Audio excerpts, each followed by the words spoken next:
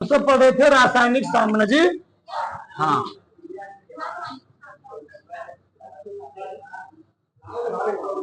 रासायनिक साम्य। चलो, उसमें हम लोग पढ़ रहे थे ला सातेलिए का नियम। ला सातेलिए का नियम समझा दिया गया था विस्तार से। ठीक, थोड़ा समझते हैं, थोड़ा उदाहरण भी लेंगे, फिर समझते हैं आगे। ठीक, हमने बताया था ला सातेलिक नियम क्या होता है कि ला सातेलिक नियम जो होता है वह साधारण तापमान और दाब पर क्या करता है, डिपेंड करता है। ठीक, अभिक्रिया उस दिशा में अग्रसर होती है जिस दिशा में उस का परिवर्तन भाव क्या होता है, निरस्त होता है। क्या होता है, निरस्त होता है। ठीक, यहां पर था ला सातेलिए का नियम। तो हमने बोला था जो ला सातेलिए नियम होता है वह 3 कारकों पर डिपेंड करता है। पहला है सांद्रता का प्रभाव, दूसरा क्या है तापमान का प्रभाव, तीसरा क्या है दाब का प्रभाव। ठीक, तो पहले डालो, मैं सर को लिखवा देते, विस्तार लिखो इसमें, इन डालो सांद्रता का प्रभाव, फिर से लिखो इसमें, नीचे डालो। पहला सांद्रता का प्रभाव, सांद्रता का प्रभाव। ठीक, सांद्रता का प्रभाव, उसमें लिखो अभिकारकों की सांद्रता बढ़ाने पर अब दिशा में अभिकारकों की सांद्रता बढ़ाने पर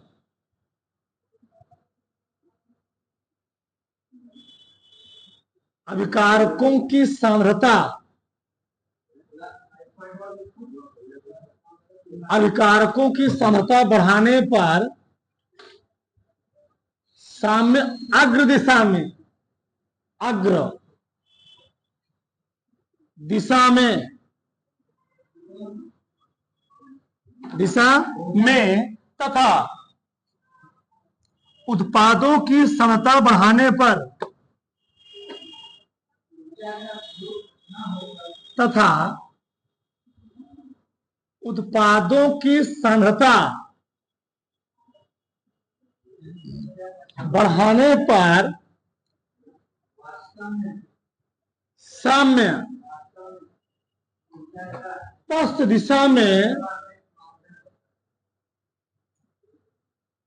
दिशा में विस्थापित हो जाता है,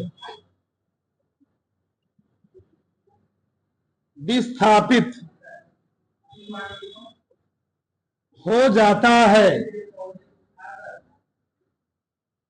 ठीक, तो हमने बोला था रासायनिक साम्य का मतलब है उस रासायनिक अभिक्रिया के अग्र अभिक्रिया का वेग पश्च अभिक्रिया के वेग क्या होना चाहिए, बराबर होना चाहिए। उस इक्विवेलेंसी को मेंटेन करने के लिए, जैसे मान लो, तो समझो यहां पर मान लो ये कोई कमरा ही है, कमरा मान लो, रूम है, रूम तो कोई पात्र है, मान लो कोई बर्तन है। ठीक, इसमें यहां रखा एक बॉल, पहले बॉल यहां था, गेम, हमने बॉल को यहां फेंक दिया, इसे मार दिया, तो बॉल क्या करेगा, बॉल की अवस्था कहां थी, बॉल की अवस्था थी 1 नंबर और हमने उसको कहां फेंक दिया है, 2 नंबर पर। तो बॉल आने कहां प्रयास करेगी, जिस अवस्था में थी उसी अवस्था में पुनः लौटने का प्रयास करेगी। मतलब क्यों, जिससे उसके इक्विवेलेंसी पर कोई प्रभाव ना पड़े। उसी प्रकार से कोई तो रासायनिक क्रिया होती है, अगर मैं उस रासायनिक क्रिया के पर्टिकुलर पर अभिकारक की सांद्रता बढ़ा रहा हूं तो क्या करेगी कि उसके साम्य अवस्था पर कोई इफेक्ट ना पड़े, तो मैं बढ़ाऊंगा तो क्या करेगी, उसको घटाने का प्रयास करेगी। अगर मैं सांद्रता को घटाने का प्रयास करूंगा जिससे कारण से उस अभिक्रिया की साम्य अवस्था पर कोई प्रभाव ना पड़े, मैं घटाऊंगा तो अभिक्रिया क्या करेगी, उसको बढ़ाने का प्रयास करेगी, जिससे कारण से क्या रहे, उसकी इक्विवेलेंसी क्या रहे जी, मेंटेन रहे, बराबर बनी रहे। बस में जैसे बोला था, मान लो एकदम आराम से एकदम विस्तार से देखो। मान लो एक कोई रिएक्शन है,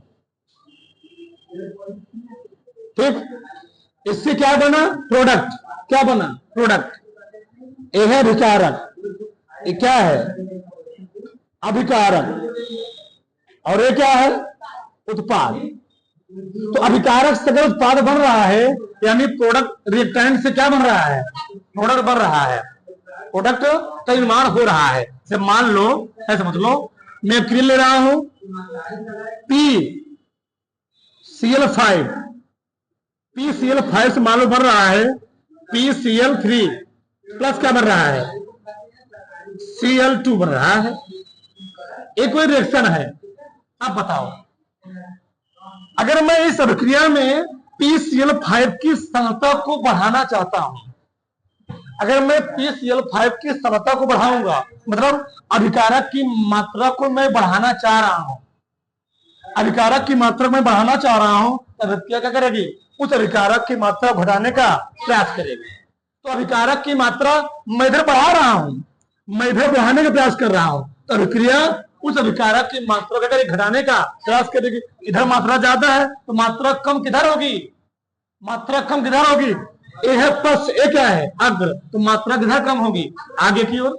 तो अभिक्रिया किधर जाएगी, अभिक्रिया जाएगी अग्र दिशा की, किधर जाएगी, क्यों, यहां मात्रा क्योंकि ज्यादा होगी, इसको मैं बढ़ाना चाह रहा हूं, तो अभिक्रिया उसको क्या करेगी, घटाना चाहेगी। तो अभिक्रिया घटाने के लिए किधर जाएगी, इधर मात्रा ज्यादा, इधर मात्रा क्या है कम है, तो अभिक्रिया किधर अग्रसर होगी, आगे की ओर। मतलब PCl5 की मात्रा को मैं बढ़ाऊंगा तो PCl3 और Cl2 का निर्माण क्या होगा, कम होगा, जिस कारण अभिक्रिया की इक्विवेलेंसी क्या रहे, मेंटेन रहे। अब मान लो मैं PCl5 की मात्रा को घटाना चाहता हूं, मतलब अभिकारक की मात्रा मैं क्या कर रहा हूं, घटा रहा हूं।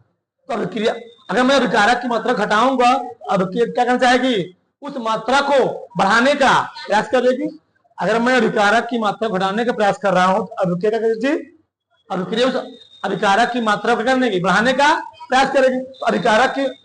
तो अभिकारक की मात्रा बढ़ाने का प्रयास करेगी तो अभिक्रिया किधर जाएगी, अभिक्रिया जाएगी पश्च दिशा में। तो बढ़े किधर, बढ़े धीरे ना, घटाने का प्रयास कर रहा हूं तो किधर बढ़ेगा, इधर आकर के बढ़ेगा, इसको बढ़ाना पड़ेगा, तब जब अभिक्रिया क्या होगी, इक्विवेलेंसी मेंटेन रहेगी। तो यहां पर यह चीज हुआ, कोई डाउट नहीं, एक ही समझ में आना। मैं बोला था अगर किसी अभिक्रिया, किसी रासायनिक या उत्क्रमणीय अभिक्रिया में अभिकारक की सांद्रता बढ़ाओगे, अभिकारक की सांद्रता बढ़ाओगे तो अभिक्रिया क्या करेगी, उस अभिकारक की मात्रा को कम करने का प्रयास करेगी, जिससे कहां से अभिक्रिया किधर जाएगी, आगे की ओर जाएगी। अगर मैं उत्क्रमणीय अभिक्रिया में अभिकारक की सांद्रता बढ़ाने का प्रयास कर रहा हूं तो अभिक्रिया किधर जाएगी, अभिक्रिया अभिकारक की मात्रा को बढ़ाने का प्रयास करेगी, जिससे अभिक्रिया किधर जाएगी, पश्च दिशा में अग्रसर होगी। अगर मैं प्रोडक्ट यानी इसकी मात्रा में बढ़ाने का प्रयास कर रहा हूं तो अभिक्रिया क्या करेगी, अभिक्रिया प्रोडक्ट यानी उत्पाद की मात्रा बढ़ाने का प्रयास करेगी। तो इधर मैं उत्पाद बढ़ा रहा हूं, अभिक्रिया क्या करना चाह रही है, अभिक्रिया को बढ़ाने का प्रयास करेगी, किधर जाएगी वो, पश्च दिशा में, तो पश्च दिशा में अग्रसर होगी।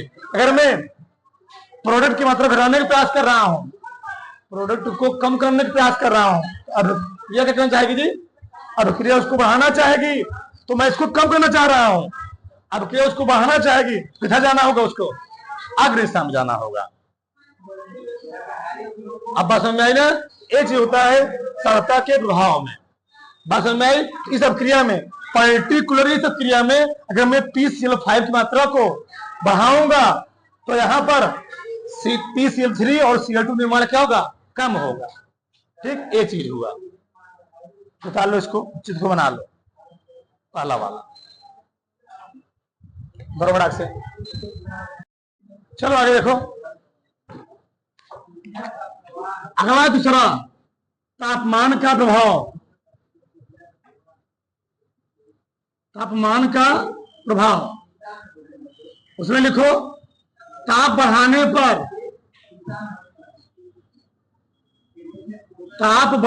पर अभिक्रिया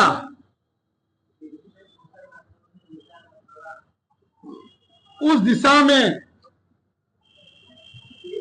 ताप बढ़ाने पर अपक्रिया उस दिशा में विस्थापित होती है।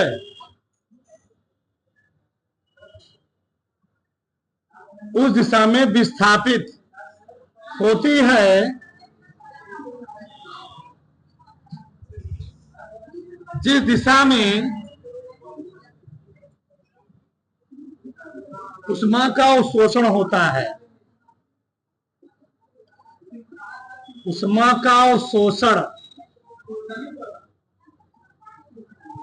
जिस दिशा में उष्मा का अवशोषण होता है।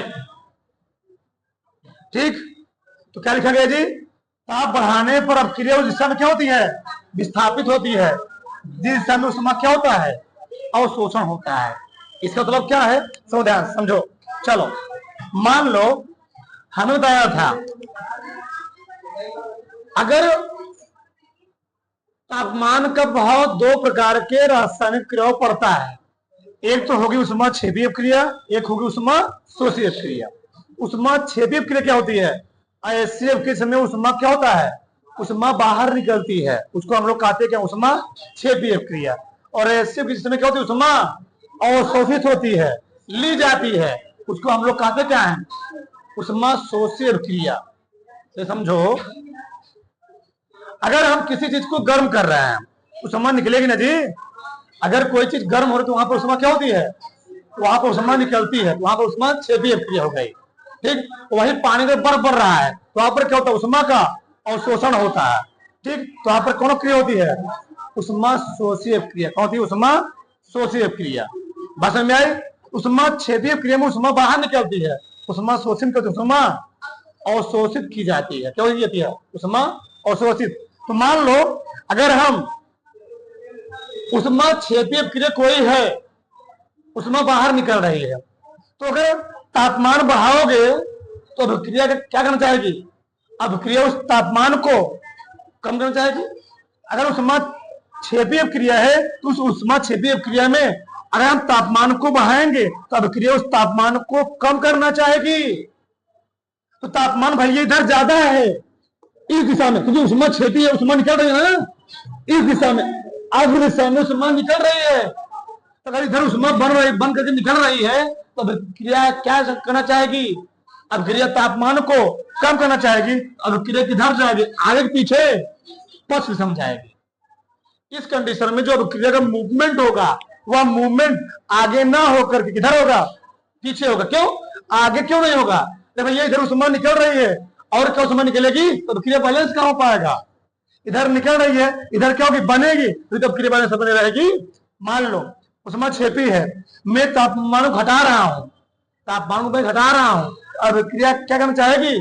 अभिक्रिया तापमान को बढ़ाना चाहेगी। मैं इधर तापमान घटा रहा हूं, इधर तापमान पहले से बढ़ रहा है, ये तापमान पहले से बढ़ रहा है, तब क्या करना चाहेगी? फिर उस तापमान को बढ़ाना चाहेगी, तब फिर किधर जाएगी? आगे की ओर जाएगी। इधर मैं तापमान कम करूंगा तो क्या करना चाहेगी? तापमान को बढ़ाना चाहेगी। इधर उष्मा क्या होगी? और ज्यादा बनेगी, और ज्यादा जल्दी जल्दी बनेगी। वही मानो उष्मा शोषी है। क्या उष्मा शोषी है? तो तापमान बढ़ाओगे तो अभिक्रिया चाहेगी तापमान को कम करना चाहेगी। इधर तापमान बढ़ा रहे हो, इधर तापमान खुद ही जाता है क्योंकि उष्मा का शोषण हो रहा है, इधर तापमान खुद ही जाता है तो अब तापमान तो और बढ़ा रहे हो, अभिक्रिया गड़बड़ हुई, संतुलन नहीं रहेगा। भैया इधर अभिक्रिया खुद तापमान को अवशोषित कर रही है और तुम इधर खुद तापमान बढ़ा रहे हो, तो तापमान बहुत ज्यादा हो जाएगा ना। तब क्या करेगी? अब उस तापमान को कम करना चाहेगी, किधर जाएगी? आगे पीछे, आगे की ओर जाएगी। मतलब अग्र दिशा क्या होगी? विस्थापित होगी। आगे यहाँ तापमान घटा रहे हो, इधर तापमान बढ़ रहा था, इधर ताप को अवशोषित किया जा रहा था, अब मैं क्या कि तापमान को घटा दिया। अब तापमान घटाओगे अब क्या चाहेगी? तापमान को बढ़ाना चाहेगी। यहाँ पर तापमान और बढ़ेगा तो किधर जाएगी? फर्स्ट दिशा में जाएगी। जब मान लो हमको रिएक्शन दिया, क्या रिएक्शन दिया? मान लो इधर देखो, समझो पहले। मान लो ए है 2NH3 से बन गया N2+3H2। मान लो पर्टिकुलर सक्रिय के लिए इससे उष्मा निकल रही है, इससे उष्मा क्या हो रही है? निकल रही है। मान लो प्लस क्यू है, प्लस क्या है? क्यू है। प्लस क्यू मतलब क्या होता है? उष्मा निकल रही है, और माइनस क्यू मतलब क्या समझ लो, उष्मा ली जा रही है। ठीक, तो इससे उष्मा निकल रही है तो उष्मा छेपी हुई, कौन क्रिया हुई मान लो, तो समझा ध्यान से, प्लस क्योंकि मार रहा हूं मैं, उष्मा छेपी है, कौन क्रिया है, उष्मा छेपी एक क्रिया है, बहुत ध्यान समझना। एक क्रिया मैं ले लिया और एक क्रिया मैं टू ले लिया, ऐसे मान लो। ठीक, TCl3 प्लस Cl2, इससे क्या बन गया, TCl5। इसमें बनने मान लो उष्मा क्या हो रही है, अवशोषित हो रही है, क्या हो रही है, क्या उष्मा छेपी शोषित हो गई ना, उष्मा शोषित क्रिया है। अब ध्यान समझो, उष्मा शोषित है, उष्मा छेपी क्रिया। अब बताओ, अगर मैं पर्टिकुलर इस अभिक्रिया के लिए तापमान बढ़ाऊंगा, अगर मैं तापमान बढ़ाऊंगा तो अभिक्रिया पूछेगा किस दिशा में जाएगी, एक खुद ही उष्मा छेपी क्रिया है। अगर उष्मा छेपी क्रिया है तो उष्मा इधर बन निकल रही होगी, मतलब इधर उष्मा ज्यादा बन रही होगी, इधर उष्मा बन करके ज्यादा निकल रही होगी। तो मैं तापमान को और बढ़ाना चाह रहा हूं, अगर मैं तापमान बढ़ाऊंगा तो अभिक्रिया किधर जाएगी, किधर जाएगी, वो स्पर्श दिशा में जाएगी। क्यों, इधर भैया खुद उष्मा बन के निकल रहा है, इधर मतलब उष्मा बन रहा है, तो अभिक्रिया इस कंडीशन में मतलब इस दिशा में अभिक्रिया अग्रसर न होकर किधर जाएगी, स्पर्श दिशा में अग्रसर होगी।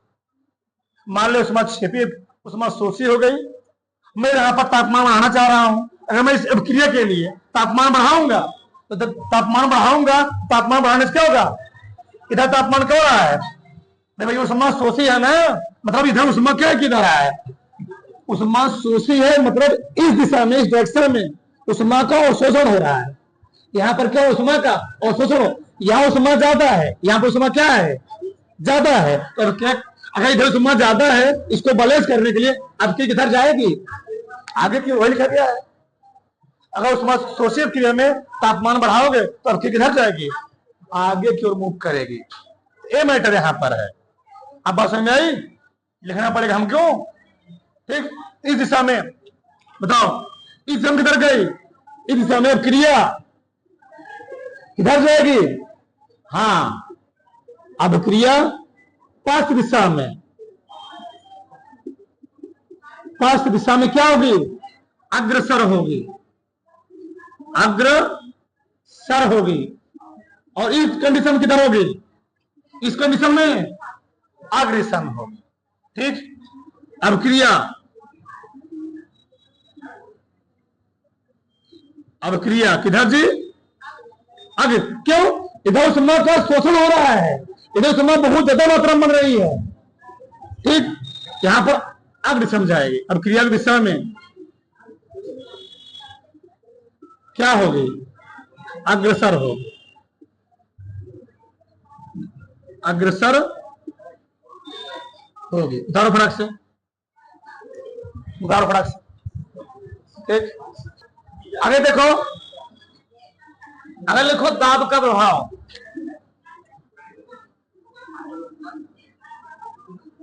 दाब का प्रभाव, दाब का प्रभाव तीसरा वाला, दाब का प्रभाव। ठीक, देखो समझो पहले, उसमें लिखो दाब का प्रभाव, लिखो दाब बढ़ाने पर साम्य उस समय स्थापित होता है, दाब बढ़ाने पर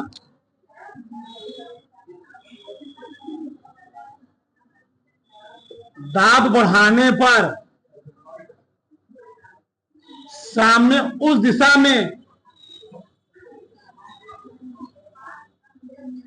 साम्य उस दिशा में विस्थापित होता है, विस्थापित, दाब बढ़ाने पर साम्य उस समय विस्थापित होता है जिस दिशा में, जिस दिशा में अणुओं की संख्या, जिस दिशा में अणुओं की संख्या घटती है, घटती है, चलो देखो ध्यान से, ठीक। तो दाब बढ़ाने पर साम्य क्या होता है जी, उस दिशा में क्या होता है, विस्थापित होता है। इधर क्या होता है, जिस समय अनुसंख्या क्या होती है, घटती है। बहुत ध्यान से इस चीज को। अगर हम दाब बढ़ाएंगे, तो अभिक्रिया दाब करना चाहेगी, अभिक्रिया दाब को कम करना चाहेगी। अगर हम दाब घटाएंगे, अभिक्रिया करना चाहेगी, दाब को बढ़ाना चाहेगी। तो किसी उत्क्रमणीय अभिक्रिया के लिए ये पहले से डिपेंड नहीं होगा अभिक्रिया किधर जाएगी। इसके लिए देखना पड़ेगा वो अभिक्रिया कैसी है, उस अभिक्रिया को पहले हम करना पड़ेगा, बैलेंस करना पड़ेगा। मान लो ऐसे, मान लो अभी मैंने जो अभिक्रिया लिया था, क्या लिया था, मान लो हमें लिए 2NH3, इससे बना N2 + 3H2, ठीक। मान लो हमको एक पर्टिकुलर अभिक्रिया दे दिया गया और पूछा गया इस अभिक्रिया पर दाब का प्रभाव क्या पड़ेगा। क्या समझो, इधर बताओ, इधर कितने अणु हैं, इधर है 2 अणु, इधर नाइट्रोजन कितने अणु हैं, 1, हाइड्रोजन के 3, 3 1 4, 3 1 4 अणु हैं। हमारा मकसद है इस अभिक्रिया में दाब को बढ़ाना। अब बताओ, दाब को बढ़ाओगे तो अभिक्रिया दाब को क्या करना चाहेगी, अभिक्रिया दाब को कम करना चाहेगी, अभिक्रिया दाब को कम करना चाहेगी। अभिक्रिया का दाब कम करना चाहेगी तो दाब किधर कम होगा, जिधर अणु ज्यादा हो, जिधर अणु कम होंगे। अरे भैया 2 कमरा है, ये 2 कमरा है, कमरा, एक कमरे में अणु क्या है, बहुत ही मात्रा में क्या है, ज्यादा है, और एक कमरे में अणु क्या है, बहुत ही क्या है, कम है। बताओ, तो अगर यहाँ पर अणु ज्यादा है, इस कमरे में दाब क्या होगा, ज्यादा होगा। अगर यहाँ पर अणु क्या है, कम है, यहाँ पर दाब क्या होगा, मतलब इस वाले कमरे में दाब होगा कम, उस वाले कमरे में दाब होगा ज्यादा। मतलब अगर मैं इस अभिक्रिया में दाब को बढ़ाना चाह रहा हूं, दाब को बढ़ाना चाहूंगा, अभिक्रिया क्या करना चाहेगी, दाब को घटाना चाहेगी, अभिक्रिया किधर जाएगी, ये अग्र है, ये क्या है, पश्च है। इस कंडीशन के लिए अभिक्रिया किधर जाएगी, इस अभिक्रिया के लिए अभिक्रिया पश्च में क्या होगी, अग्रसर होगी। अब बात समझ में आई, मतलब इस अभिक्रिया के लिए, इस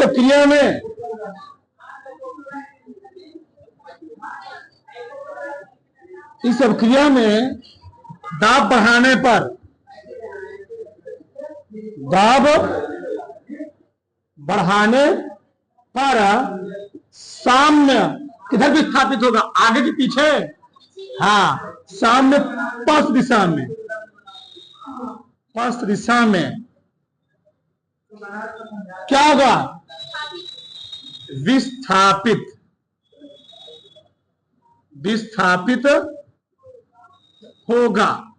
बस में मान लो मैंने क्रिया ऐसे ले लिया होता, क्या ले लिया होता, PCl3 + Cl2, इससे क्या बन रहा था, PCl5। बताओ PCl3 कितने अणु हैं, 1, Cl2 के 1, कितने अणु हो गए टोटल, इधर हो गए 1 1 2 अणु, इधर कितने अणु हैं, 1 अणु है। अब बताओ, इस अभिक्रिया में मैं दाब को बढ़ाना चाह रहा हूं, इस पर्टिकुलर अभिक्रिया के लिए मैं दाब को बढ़ाना चाह रहा हूं। अगर मैं दाब को बढ़ाऊंगा तो अभिक्रिया क्या करना चाहेगी, दाब को कम करना चाहेगी। तो अब दाब किधर कम है, उत्पाद क्यों का विचारक की ओर, दाब कम है उत्पाद की ओर। तो ये अग्र है, पश्च है, ये पश्च है ना, अग्र है, ये क्या है, अग्र है।